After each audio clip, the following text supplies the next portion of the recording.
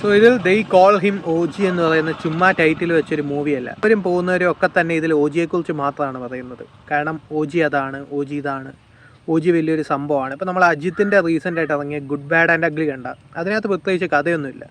അതിൻ്റെ ആ ഒരു ടെക്നിക്കൽ ഡിപ്പാർട്ട്മെൻറ്റും പോകുന്നവരും ഒക്കെ അജിത്ത് വലിയ സംഭവം, അജിത്തിൻ്റെ ക്യാരക്ടർ ഭയങ്കര സംഭവമാണ്, എലവേഷൻസ് അങ്ങനെയുള്ള സംഭവങ്ങളാണ് അവിടെ കോൺസെൻട്രേറ്റ് ചെയ്യുന്നത്. ഇവിടെ വരുമ്പോഴത്തേക്കും ഫുൾ ആൻഡ് ഫുൾ ഒരു ഫാൻ സർവീസ് മൂവി ആയിട്ട് മാറുകയാണിത്.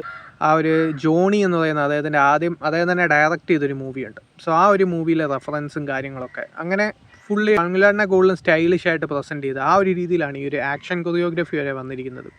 സോ ഒരു സിനിമ വർക്കൗട്ട് ആവുന്നത് കൂടുതലും ടെക്നിക്കൽ ഡിപ്പാർട്ട്മെൻറ്റിലാണ്. അതായത് ഇപ്പോൾ AS പ്രകാശിൻ്റെ പ്രൊഡക്ഷൻ ഡിസൈനൊക്കെ ഈ ഒരു സിനിമയിൽ എടുത്തു പറയേണ്ട ഒന്നാണ്. കാരണം ആ ഒരു പ്രൊഡക്ഷൻ ഡിസൈന്, രവി കെ ചന്ദ്രൻ്റെ സിനിമാറ്റോഗ്രഫി, മനോജ് പ്രധാംസയും ആ ഒരു സിനിമാറ്റോഗ്രഫി ചെയ്തിട്ടുണ്ട്. സോ ഇവരുടെ രണ്ടുപേരുടെയും ആ ഒരു സിനിമാറ്റോഗ്രഫിയും കുറച്ച് സീക്വൻസസ്, അതായത് ഇതിൽ എടുത്തു പറയേണ്ടത് ഒരു പോലീസ് സ്റ്റേഷൻ സീക്വൻസ്, അങ്ങനെ കുറച്ച് മാസീവായിട്ടുള്ള അല്ലെങ്കിൽ സ്റ്റൈലിഷ് ആയിട്ടുള്ള കുറച്ച് സീക്വൻസസ് ഉണ്ട് ഇൻ്റർവൽ ബ്ലോക്കിൽ വരുന്നത്. സോ ഇതൊക്കെയാണ് ഈ ഒരു സിനിമയുടെ പോസിറ്റീവ്. പക്ഷേ ഇതൊക്കെ പറഞ്ഞാലും ഏറ്റവും വലിയൊരു പോസിറ്റീവ് ഒരു സിനിമയുടെ എന്ന് പറയുന്നത് തമൻ തന്നെയാണ്. മ്യൂസിക്കിനെ കുറിച്ച് ഇതിനെ എടുത്തു പറയണം. കാരണം പല സീക്വൻസ്, കാരണം ഈ ഒരു സിനിമയിൽ കാര്യമായിട്ട് സ്റ്റോറി ഒന്നും ഇല്ലെന്നല്ല, സ്റ്റോറി ഇല്ല ഈ ഒരു മൂവിയിൽ കാര്യമായിട്ട്.